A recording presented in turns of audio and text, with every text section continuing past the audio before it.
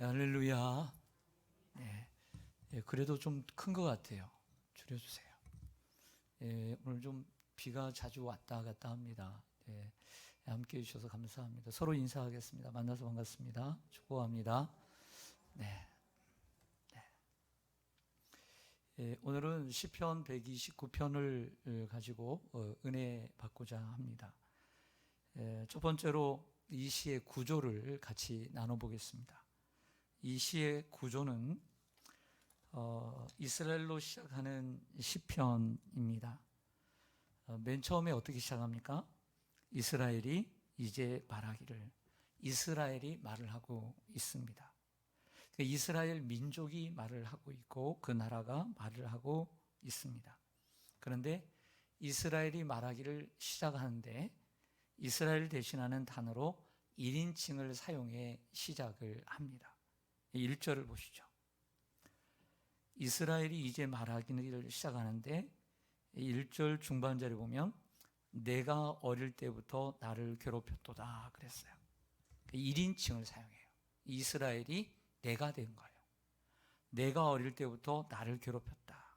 또 2절을 보면요. 내가 어릴 때부터 여러 번 나를 괴롭혔으나 나를 이기지 못하였도다. 3절을 보면 내 등을 갈아 고랑을 만들었도다. 이렇게 얘기하면서 1절에서 3절까지는 나라고 할 수 있는 이스라엘이 주어가 되어서 자기의 이야기를 하고 있는 구조입니다. 그런데 4절부터 8절까지는 이스라엘을 어릴 때부터 괴롭혔던 악인들이 주어가 되어 서로 대립하고 앞에와 대립하고 있음을 알 수 있습니다. 자, 악인들과 함께 할 수 있는 단어들을 제가 찾아보겠습니다. 4절에 보면 악인들이라고 하는 단어가 바로 이스라엘을 어릴 때부터 괴롭혔던 사람들입니다. 5절에는 뭘까요? 5절에는 그렇죠. 무엇을 미워하는 자들, 시온을 미워하는 자들. 이스라엘이 시온이니까. 6절에서는 무엇일까요? 바로 그들이라는 단어입니다. 그들이라는 단어. 그리고 7절에서는 이런 것이라고 하는 단어이고요. 그리고 8절에서는 너희라는 단어. 그러니까 4절부터 8절까지는 서로 다른 단어들을 사용하고 있지만 그 악인들, 이스라엘을 어릴 때부터 괴롭혔던 그들을 가리켜 이렇게 여러 가지 단어로 4절부터 8절까지 다루고 있는 전체적인 구조라는 거예요. 네, 이해가 되시죠? 네, 이해가 안 되세요? 네. 더 이상 어떻게 쉽게 설명을 하죠? 네. 두 번째로는 시의 해석을 하나씩 해보겠습니다. 1절을 같이 한번 읽으면서 한번 생각해 보시기 바랍니다. 시작. 이스라엘은 이제 말하기를 그들이 내가 어릴 때부터 여러 번 나를 괴롭혔도다. 아멘. 그런데 여기서 우리가 주의해야 될 단어는 어릴 때부터 괴롭혔다라고 하는 거예요. 그러니까 이스라엘이 지금 성장한 때가 있고 어린 때가 있고 뭐 청소년기가 있다라고 가정할 수 있다는 거죠. 바로 그 어릴 때라고 하는 것은 언제였을까라고 하는 것입니다. 그리고 그 어릴 때부터 자신을 괴롭혔다라고 얘기를 하고 있는 것이죠. 바로 이 어릴 때라고 하는 것은 이스라엘이라고 하는 나라가 형성되고 이스라엘의 나라가 시작되는 시점에서부터 지금까지도 괴롭혔다. 아니면 그때 괴롭혔다라고 부르는 것입니다. 그러면 이스라엘의 역사가 언제 시작되었을까요? 이스라엘의 역사를 언제 시작하는 걸로 우리는 봐야 할까요? 당연히 이스라엘의 역사는 이스라엘의 조상이 되는 아브라함부터, 유대인의 조상이 되는 아브라함부터 시작됐다라고 볼 수가 있겠지만 성경은 어떻게 얘기를 하고 있는지를 보겠습니다. 오늘 성경을 접어두고요. 호세아 2장 5절로 가겠습니다. 호세아 2장 5절. 구약성경 1258쪽을 찾아보겠습니다. 구약성경 1258쪽. 한두 페이지 다를 수가 있습니다. 성경마다 한두 페이지가 다르니까요. 1258쪽에 없으면 1259쪽에서 찾아야 되고요. 거기도 없으면 1257쪽에서 찾으세요. 네. 호세아 2장 몇 절이라고 그랬죠? 5절 같이 읽습니다. 시작. 그들의 어머니는 음행하였고 그들을 임신했던 자는 부끄러운 일을 행하였나니 이는 그가 이르기를 나는 나를 사랑하는 자들을 따르리니 그들이 내 떡과 내 물과 내 양털과 내 삶과 내 기름과 죄송합니다. 이상하게 15절입니다. 예, 엉뚱한 데를 여러분들이 5절이라고 그래서 제가 먼저 5절이라고 했었나요? 죄송합니다. 이런 착각을. 15절 죄송합니다. 15절 시작. 거기서 비로소 그의 포도원을 그에게 주고 아굴 골짜기로 소망의 문을 삼아 주리니 그가 거기서 응대하기를 어렸을 때와 애굽 땅에서 올라오던 날과 같이 하리라. 아멘.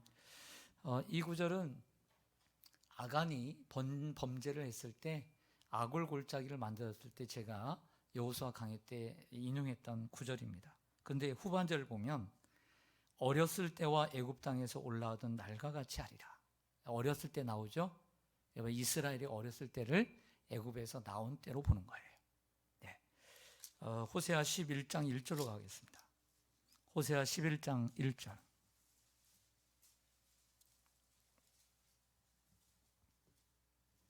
보시면 이스라엘이 뭐 했을 때에, 어렸을 때에 내가 사랑하여 내 아들을 어디서 불러냈다. 그러니까 이스라엘의 역사 가운데 이스라엘이 어렸을 때가 언제라는 거예요? 애굽에서 불러냈을 때. 그때를 이스라엘의 역사에 어렸을 때라고 얘기를 하는 거죠.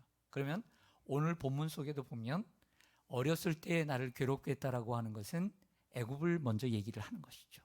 그 애굽에서 자신을 핍박했다라고 하는 것을 이야기하고 있는 것입니다. 저를 보시죠. 창세기의 이제 끝에 보면 야곱의 아브라함의 후손인 요셉이 애굽의 총리가 되었을 때 야곱이 식량을 구하러 가서 그가 죽은 줄 알았는데 살아서 애굽의 총리가 된 걸 알고 그 요셉의 요청을 받아서 애굽에 이민을 가게 됩니다. 그래서 살게 된 땅은 지중해 아래쪽에 삼각주 바로 위에 있는 기름진 땅, 고센 땅, 그래서 람셋이라고 하는데 그곳에 이주해서 장정만 70명이 가게 돼요. 그 외에는 더 많았겠죠. 그렇게 해서 살게 된 게 430년입니다. 처음에는 애굽의 총리인 요셉을 알게 된 왕이 있었을 때는 좋은 대우를 받았어요. VIP 대우를 받았는데 요셉이 죽고 요셉을 알지 못하는 새로운 왕이 바로 왕이 생겼을 때는 이제는 이스라엘 백성들이 너무 많아지고 자기 민족에게 위협이 된다 생각하고 핍박을 하기 시작하면서 이제 고통에 노역이 시작이 되고 괴로움의 생활을 하게 되었습니다. 바로 그때가 어렸을 때 그들이 괴롭힘을 당한 때라고 볼 수 있는 것입니다. 그러나 그들이 괴로울 때에 하나님 앞에 기도하자 부르짖자 하나님은 모세를 보내시고 그 백성들을 이끌어내셔서 아브라함에게 약속한 것을 이루고 큰 민족을 이루고 이제는 광야 40년을 지나 약속의 땅인 가나안 땅에 들어가게 됩니다. 자, 다시 오늘 본문으로 다시 돌아오겠습니다. 시편 129편 2절입니다. 그들이 내가 어릴 때부터 몇 번 여러 번 나를 괴롭혔으나 나를 이기지 못하였도다. 아멘. 1절과 2절에서 반복되는 단어, 어릴 때부터 괴롭혔다라고 하는 단어가 반복되죠. 그런데 2절에서 추가되는 단어는 뭐죠? 여러 번 괴롭혔다. 이스라엘 역사는 고난과 역경의 역사입니다. 잘 아시는 대로 보시죠. 이스라엘 역사만 잠깐만 추려봐도 애굽에서 괴롭힘을 당했죠. 자, 그뿐만 아니라 여호수아를 지나서 사사기를 보면 사사기 360년 동안 수많은 사사들이 있었지만 하나님 앞에 잘못했을 때 주변의 나라들을 하나님이 몽둥이로 사용하셔서 그들을 괴롭혔습니다. 이스라엘 민족을 괴롭히게 하나님이 하셨어요. 그래서 그들이 다시 회개하자 하나님은 사사를 보내주시고 다시 이스라엘 백성들을 형통하고 평안하게 하시는 것을 보게 됩니다. 사사기 안에도 얼마나 괴롭힘을 많이 당했습니까? 어디 그뿐입니까? 솔로몬 사후에 남북으로 나눠졌을 때 북이스라엘은 얼마 못 가서 아수르에 멸망을 당했습니다. 괴롭힘을 당했어요. 그리고 남유다는 100여 년 더 갔지만 결국에 그들은 바벨론에 의해서 멸망을 당하고 70년 동안 포로 생활을 하지 않았습니까? 어디 그뿐입니까? 성경에는 자세히 기록되어 있지는 않지만 그래도 이스라엘 역사를 보면 우리나라보다도 더한 것이 뭐냐면 세계의 큰 제국들이 바로 이스라엘을 중심으로 하는 그 주변에 세워지게 됩니다. 그래서 이 그리스의 헬라라고 하는 나라, 얼마나 강대한 나라입니까? 그들의 지배도 받습니다. 네. 그리고 그 다음에 또 뭐 로마에게, 예수님 당시에는 누구에게 통치를 받던 시대입니까? 로마의 통치를 받던 시대이고, 또 헬라 이전에는 페르시아의 통치를 받았던 이런 민족입니다. 그래서 나라를 잃어버린 그들의 삶이 얼마나 긴지 몰라요. 그러다가 1948년인가 독립을 하게 되면서 이스라엘이라고 하는 나라를 회복하게 되어서 지금까지 오게 되었습니다. 여러 번 고통을 당했어요. 근데 시인이 말하는 핵심은 거기에 있지 않고요. 그 끝에 있습니다. 그들이 나를 여러 번 괴롭혔으나 나를 이기지 못하였도다. 여기에 핵심이 있어요. 그들이 수없이 나를 괴롭히지만 나를 이기지 못했다. 그러니까 나가 누구라고 했죠? 여기서 이스라엘. 이스라엘이 이제 말하기를 이렇게 시작하잖아요. 근데 이스라엘을 1인칭 대명사로 바꿔서 얘기하고 있으니까 이스라엘을 이기지 못했다. 왜냐하면 바로 4절 때문이에요. 4절을 보겠습니다. 4절 때문이에요. 우리 의로우신 하나님께서 이스라엘과 함께 하셔서 악인들을 멸하셨기 때문이다. 우리 하나님이 의로우시고 의로우신 하나님이 우리와 함께 하셨기 때문에 그들을, 악한 자들을 멸하셨기 때문에 그들을 이길 수가 없었던 것이죠. 자, 우리 얘기를 잠깐 해보죠. 자, 우리들의 어린 시절은 어땠을까요? 우리들의 어린 시절, 여러분들의 어린 시절은 어땠어요? 네, 좀 부유했습니까? 아니면 좀 가난했습니까? 아니면 좀 여러분들이 어릴 때에 가정이 좀 화목했습니까? 아니면은 불우하고 또 불화하고 좀 그랬습니까? 아마 여기 모인 분들은 대부분 어려운 시기를 보냈던 분들입니다. 1950년대, 1960년대, 1970년대를 아마 보냈을 것입니다. 보릿고개와 같은 어린 시절을 보냈고요. 저도 마찬가지입니다. 어떤 분은 알게 모르게 학대를 당한 분도 있습니다. 어릴 때. 아니면 수없이 많은 매를 맞기도 했습니다. 또는 기억하고 싶지 않은 괴로움을 어릴 때 당했을 수도 있습니다. 어린 시절이 그리 아름답지 않을 수도 있습니다. 젊은 사람들, MZ세대라고 얘기를 하는 이 젊은 세대들은 그런 과거가 없었을까요? 우리처럼 보릿고개나 아니면 불우한 환경, 먹을 것이 없어서 그런 시절은 아니지만 또 다른 고통을 우리 어린이들도, 우리 젊은 세대들도 당했을지도 모릅니다. 우리는 어릴 때 그래도 어려운 시절에도 그래도 크게 왕따가 없었던 것 같아요. 학교 시절에. 그래도 같이 동네 친구가 좀 부족해도 같이 돌봐주고 좀 편들어주고 그랬지, 그 아이를 왕따시키거나 그 아이를 괴롭히거나 그러지는 않았어요. 근데 요즘은 보면 얼마나 왕따가 많습니까? 그리고 요즘 많이 드러났던 학폭. 그래서 유명한 운동선수들, 유명한 사람들이, 배우들이 학폭을 사람들이 내가 쳐서 쟤한테 맞았다 해서 그 화면에서, 브라운관에서 떨어져 나가는 사람, 사라져버린 사람들이 있지 않습니까?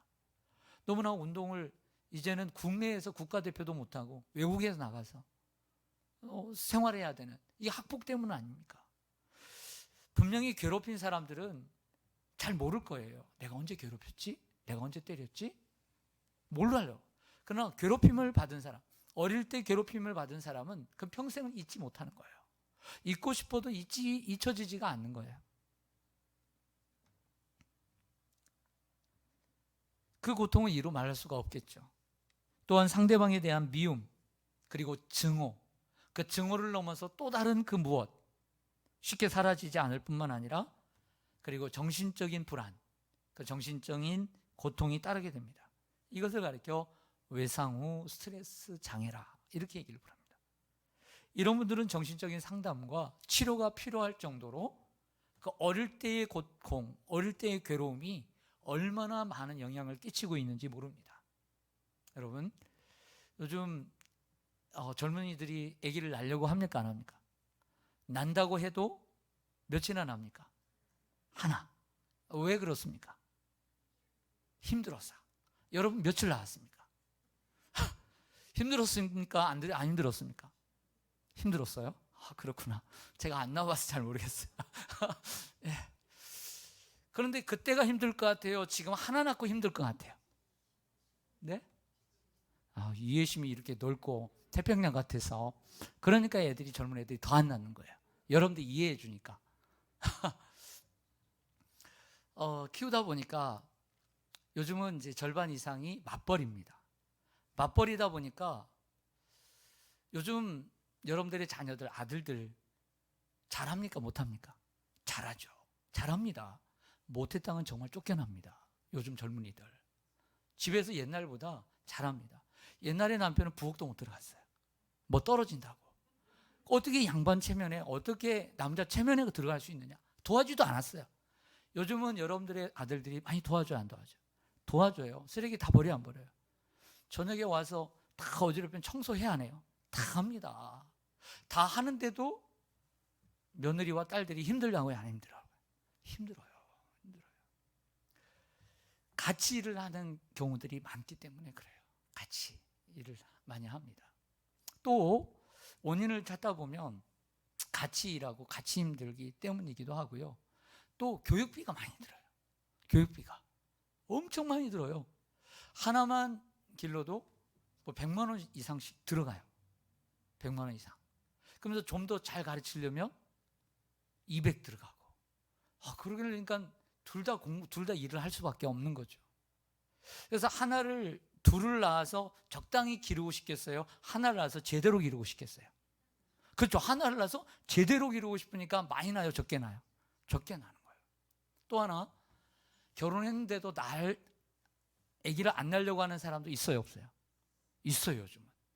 그 원인은 뭐냐면 가만히 보니까 결혼을 해서 아기를 낳고 키우는 거 보니까 키우는 사람보다 결혼하고서 아기 안 키우는 게 너무나 행복하게 살고 걱정 없이 살고 물질의 부족함이 없이 살게 되는 거예요. 친구를 보니까 아기 낳았는데 이 친구 보니까 아기를 안 낳았어. 누가 풍성하게 살고 누가 풍요롭게 살까요? 아기 안 낳은 집이 풍요롭게 살아. 그러니까 아기를 안 낳는 거예요. 안 낳아도 된다고 생각이 되니까. 또 하나는 우리 어릴 때도 장애도 생기고 아이들이 아프기도 하고 때로는 오래전 우리 아버님 세대, 어머님 세대는 애가 절반이 죽기도 하고 홍역에 죽고 뭐 죽고 그런 경우 있지만 요즘은요 또 하나의 문제는 뭐냐면 애들이 정상이 많지가 않아요. 요즘 애들은 옛날보다 정말 건강한 아이가 태어나는 율이 적어요. 그리고 자라다가도 정신적인 스트레스 그리고 육체적인 아픔들이 너무 많아. 그러니까 건강한 자녀가 태어날 확률들이 많지가 않아요. 주위를 자세히 살펴보면 어린 자녀들 가운데 아픈 자녀들, 몸과 마음이 아픈 자녀들이 생각보다 많아요. 왜 이처럼 건강한데? 그 이유는 여러 가지가 있겠지만 어떤 자연 환경이 나빠지기도 하고요. 여러 가지 이유가 있겠죠. 그래서 점점 더 안 낳으려고 하는 이러한 총체적인 난국이 있습니다. 그럼에도 불구하고 이런 우리 어린 자녀들이 한둘 낳지만 정신적으로 많이 약하고 또 몸도 그렇고 그리고 아픈 자녀들이 많아요. 그러니까 요즘 자녀들도 이러한 외상 후 스트레스 장애 같은 이러한 장애들. 여러분들 금쪽 같은 내 새끼인가? 거기 보세요. 정말 심각하지 않아요? 그걸 보면서 이런 생각이 듭니다. 요즘 애들이 참 많이 아프구나. 요즘 애들이 저희 어릴 때는 어떻게 했어요? 맨날 저희 집에 저희 얘기하지만 저희 동네는 슈퍼가 없었어요. 그래서 저는 군것질을 안 하고 살아서 우유도 잘 못 먹고 그래요. 이제서 좀 먹어요. 근데 어떻게 살았냐면 나가서 살았어요. 나가서 살다 보니까 사회성이 길러져요, 안 길러져요? 점수 따먹기 하고 말뚝치기 하고 그리고 간첩놀이 하고 막 노니까 잘났든 못났든 서로 어울리면서 친구들끼리 어울리고 같이 놀면서 사회성이 길러져요, 안 길러져요? 맞기도 하고 또 동네 사람들이 오늘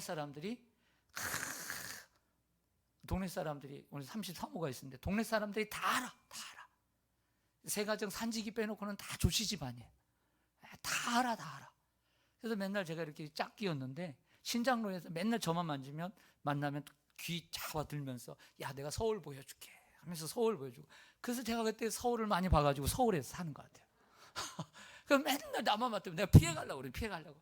그런데 어머니가 저를 낳을 때 곧 난산을 했는지 이 한쪽 귀가 이렇게 눌러졌어요. 그래가지고 맨날 이게 이 짝귀를 다 들어가지고 서울 보여준다, 펴준다고. 그 서울을 미리 제가 봤죠. 그래서 세월을 온 것 같아요. 제가 무슨 얘기하냐면 그때 당시에는 많이 같이 어울리는 거예요. 같이 어울리면서 사회성인데 요즘 아이들은 사회성이 없어요. 코로나로 인해서 또 소극적인 아이들이 학교를 안 갔어요. 학교를 안 가니까 그 기간 동안에 아이들이 더 나빠졌다는 얘기를 들었습니다. 여러분, 사람은 함께 어울려야 돼요. 그래야 사회성이 길러지고 담대해지고 또 약한 부분이 있으면 약한 부분도 커버되어지고 이렇게 되지 않나라는 생각을 해보게 됩니다. 어찌 우리에게 과거에 괴로움이 없겠습니까? 있죠. 네. 그런데 저는 되게 많았던 것 같아요, 어릴 때. 그런데 너무 감사하게요, 저는 과거를 잘 기억을 못합니다. 이게 은사예요. 가끔씩 집사람이 얘기해요. 당신 너무 과거를 빨리 잊는다고. 저는 정말 그래요. 은사인지 모르겠는데 제가 여러분들 다 기억해야 되는데 제가 기억을 못할 때가 있어요. 이해해 주시기 바랍니다. 특별한 은사이기 때문입니다. 그래서 좋은 것도 빨리 잊고 나쁜 것도 빨리 잊어서 그런지 저는 하나님의 은혜 가운데 하나님을 의지하고 살다 보니까 과거의 고통을 빨리 잊는 또 은혜를 입은 것 같아요. 그래서 생각도 잘 안 나지만 또 그것뿐만 아니라 아픔들을 빨리 잊을 수 있도록 하나님의 은혜를 주시는 것 같아요. 그래서 여러분들도 과거의 어릴 때의 아픔들, 고통들, 괴로움들 정말 하나님께서 여러분들 만져주셔서 정말 너무나 그것 가지고 고통하고 아파하고 미흡고 미움과 증오와 그런 것들을 반복하지 말고 정말 치유받고 회복되어지기를 간절히 소망합니다. 3절을 좀 볼까요? 시편 129편 3절 같이 읽겠습니다. 시작. 밭가는 자들이 내 등을 갈아 그 고랑을 길게 지었도다. 아멘.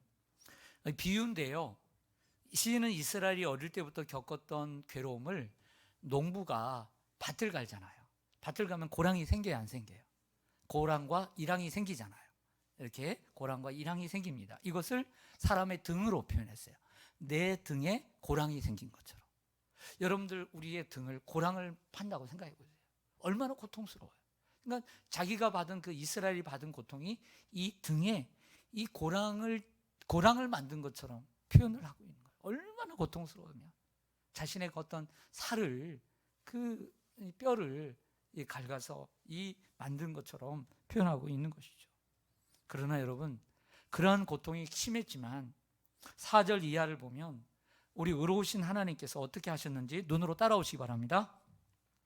의로우신 하나님께서 4절에 보면 악인들의 줄을 뭐 하셨습니까? 끊으셨고요. 그리고 5절에 보면 시온을 미워하는 자들의 그들이 무엇을 당하도록 하셨습니까? 수치를 당하도록 하셨어요. 그리고 6절에 보면 그들을 지붕의 무엇과 같이 하셨습니까? 풀과 같이 하셨고 자라기 전에 뭐 하게 하셨어요? 아예 말라버리게 하셨다라고 얘기를 하고 있습니다. 저를 잠깐 보시죠. 마가복음 2장 1절 이하에 보면 중풍병자를 고친 그 들것에 고쳐서 지붕에 올라간, 그래서 이 지붕 뚫고 하이킥을 했던 그 사건이 있습니다. 그러니까 우리나라와 달리 이스라엘의 지붕은 평평해요. 그리고 흙도 좀 있을 수 있고, 그래서 사람이 걸어 다닐 수 있고, 그래서 그것을 뜯어서 중풍병자를 내렸던 것처럼 이 악인들의 모습이 지붕의 풀과 같다라고 하는 거예요. 그 풀이 자랄 수는 있어요. 지붕도 흙이 좀 있으니까. 그러나 밭과 같겠습니까? 밭만큼은 못하는 거죠. 잘 자라다가도 좀 잎이 나는 것 같지만 제대로 뿌리를 내리지 못하고 다 자라기 전에 말라 비틀어진 것처럼 악인들은 결국 저 지붕 위의 풀과 같다라고 얘기를 하는 것입니다. 이런 풀들은 여러분 성경으로 다시 돌아갑니다. 7절 말씀 보겠습니다. 7절의 말씀처럼 이런 풀들은 추수하는 자의 손을 기쁘게 할 수 있다 없다? 없다는 거예요. 좋은 열매가 있어야 추수하는 자를 기쁘게 하죠. 그런데 할 수 없는 거예요. 그리고 8절의 말씀처럼 지나가는 사람들이 축복하지도 않고 하나님께서 그들에게 복을 내리시지도 않으신다는 거예요. 지나가는 사람이 축복하는 밭이 돼야 되죠. 보아스가 그러잖아요. 보아스가 룻이 그 보리삭을 줍고 있으니까 축복을 하잖아요. 축복을. 지나가다가 농사를 짓는 사람한테 축복을 해야지 그런 대우를 받아야 되는데 누구든지 축복하지 못하는 풀이 되고 만다는 것이죠. 시편 129편의 기자는 악인을 지붕의 풀과 같다고 했는데 시편 1편이 생각났습니다. 유명한 시편 1편을 보면 악인은 오직 바람에 나는 겨와 같도다. 악인들은 심판을 견디지 못하며 죄인들이 의인들의 모임에 들지 못하리로다. 무릇 의인들의 길은 여호와께서 인정하시나 악인들의 길은 망하리로다. 아멘.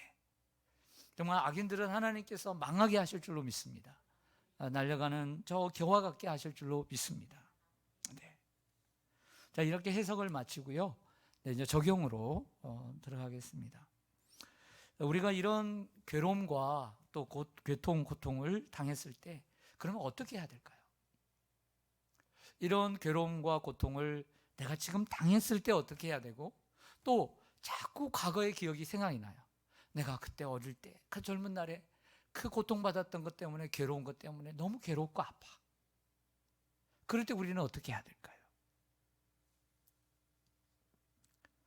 분명 우리가 받은 고통과 괴로움은 다양한 줄로 압니다. 그러나 우리 개인적으로는 특수성이 있기 때문에 나름대로 저와 여러분이 각자 생각하는 괴로움은 다를 거예요. 하지만 그 모든 괴로움은 다양하다고 할 수가 있습니다. 먼저 우리는 이스라엘 측면에서 먼저 생각을 할 때 이스라엘 백성들 입장에서 볼 때 자신을 돌아보고 회개해야 합니다. 여러분들 이스라엘이 애굽의 종살이를 하고 또 사사시대에 주변 나라들에게 괴로움을 당하고 북이스라엘이 아수르의 멸망을 당하고 남유다가 바벨론의 멸망을 당하고 또 페르시아, 또 헬라, 로마의 정복 속에 통치 속에 있었던 이유가 뭘까요? 결국에는 하나님의 말씀을 어기고 그들이 자신의 욕심을 따라 살았기 때문이고 하나님만을 섬기지 않고 다른 것을 우상으로 삼고 살았기 때문입니다. 그러므로 이스라엘은 하나님이 약해서 괴로움을 당한 것이 아니라 이스라엘이 악해서 괴로움을 당했던 거예요. 그래서 이스라엘의 측면에서 볼 때 오늘 본문의 측면에서 볼 때는 이스라엘은 자신들을 돌아보고 회개했어야 합니다. 그래야만이 그들은 살 수 있습니다. 다음으로 우리는 괴로울 때에 하나님께 부르짖어야 될 줄로 믿습니다. 따라하겠습니다. 괴로울 때에. 괴로울 때 하니까 유행가가 생각이 나려고 그러더라고요. 괴로울 때 막 나려고 하죠. 안 나나요? 그런 가사 없나요? 있었던 것 같은데. 괴로울 때 우리는 어떻게 해야 되냐면 세상 사람들은 괴로울 때 한 잔 합니까? 안 합니까? 하죠. 한 잔만 하겠습니까? 예. 몇 병씩 먹죠. 그래야 모든 걸 잊죠. 과거를 잊죠. 괴로움을 잊죠. 그래야 술을 마시면 잊기 때문에 술과 친구를 삼는 거예요. 왜? 괴로우니까. 괴로우면 어떻게든지 잊고 싶으니까. 그래서 수면제를 먹는 거예요. 술을 먹는 거예요. 딴 생각을 하려고. 그런데 우리는 그리스도인들은 하나님께서 우리에게 괴로움을 풀 수 있는 방법은 하나님 앞에 나아가 하나님 앞에 부르짖으라고 말씀을 하고 있는 거예요. 할렐루야. 이스라엘 백성들이 애굽에서 종살이하며 430년 동안 종살이할 때 애굽을 알지 못하는 새로운 파라오가 괴롭힐 때에 언제 하나님께서 그들을 구원해 주셨느냐 한번 보겠습니다. 우리 출애굽기 2장으로 가보겠습니다. 출애굽기 2장 23절, 24절, 25절입니다.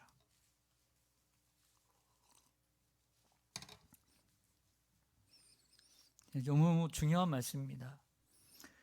출애굽하는 터닝 포인트가 될 수 있는 중요한 말씀, 84쪽, 구약성경 84쪽 출애굽기 2장 23절, 24절, 25절. 제가 먼저 읽겠습니다. 여러 해 후에 애굽 왕은 죽었고 이스라엘 자손은 고된 노동으로 말미암아 탄식하며 부르짖으니 그 고된 노동으로 말미암아 부르짖는 소리가 하나님께 상달된지라.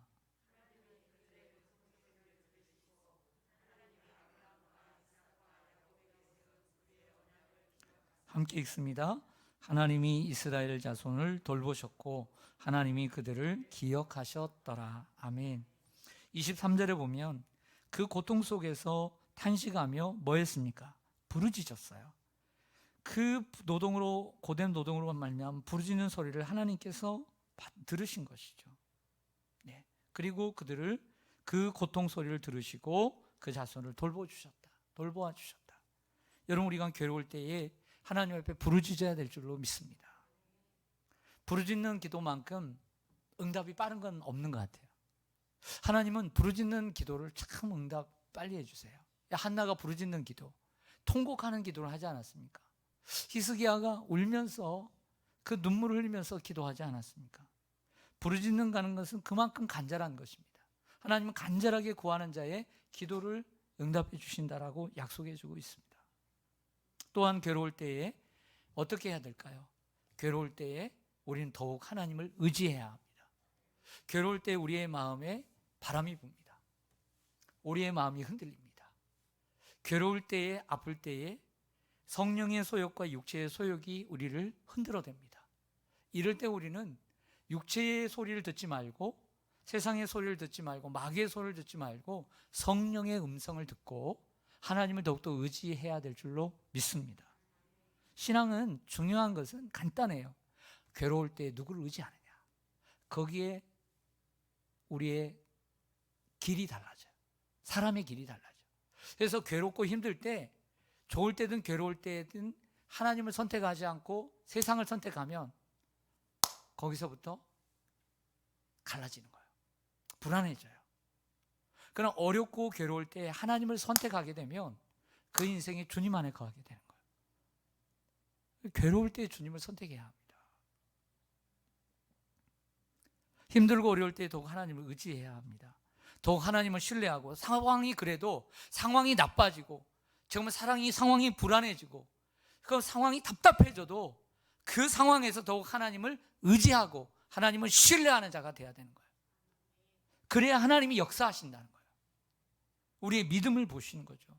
마음이 우울해지고 울적해지고 슬퍼지고 답답해지고 삶의 의욕이 사라질 때 그래도 더욱 하나님을 의지하고 하나님께 소망을 둬야 합니다.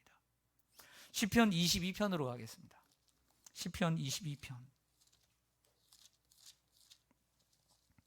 시편 22편 4절과 5절입니다.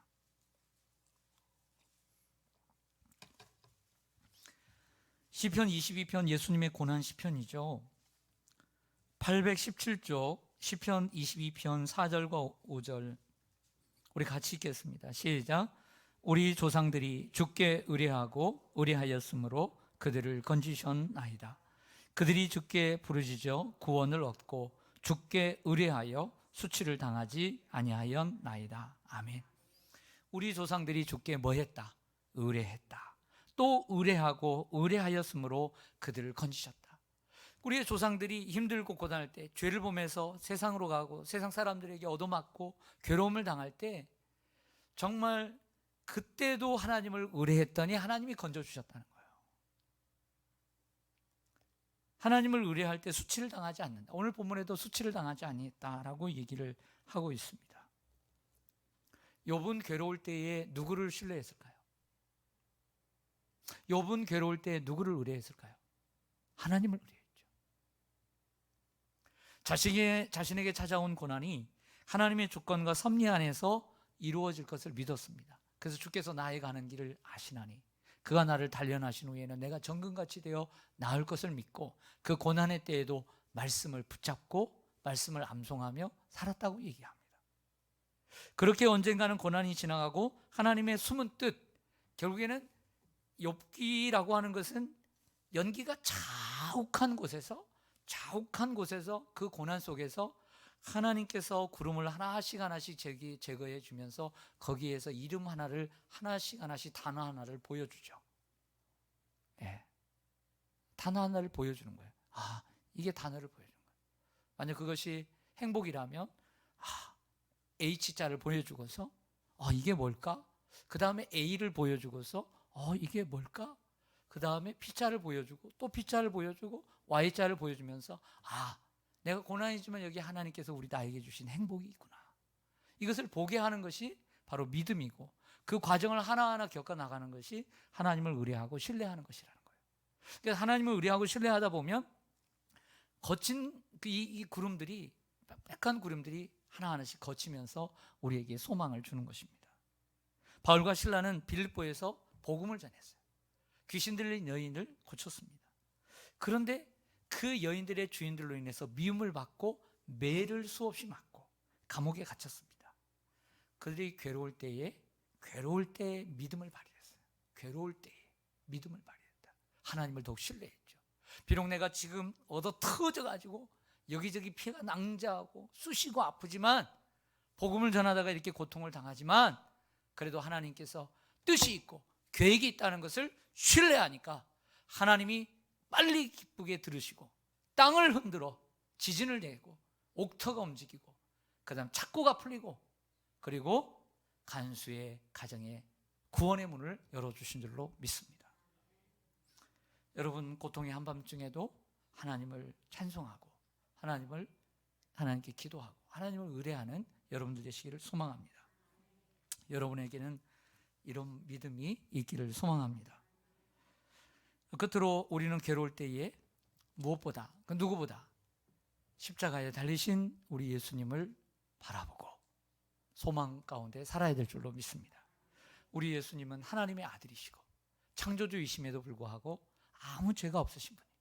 근데 우리를 위해서 이 땅에 사람의 몸으로 이 땅에 오셨고 애매히 고난을 당하셨고 십자가를 지셨습니다. 우리 대신 하나님의 진노를 받으셨어요. 그러나 하나님은 그러한 예수님까지도 그 고통 속에서, 말할 수 없는 고통 속에서 하나님은 그를 살리셨어요. 그를 일으키시고 부활의 기쁨을 주셨어요. 영광을 주셨어요. 로마서 8장 18절의 말처럼 현재의 고난은 장차 나타날 영광과 좋게 비교할 수 없음을 믿으시길 바랍니다. 우리 베드로전서 1장 8절 하나 더 찾아보죠. 베드로전서 1장 8절. 377쪽, 신약성경 377쪽.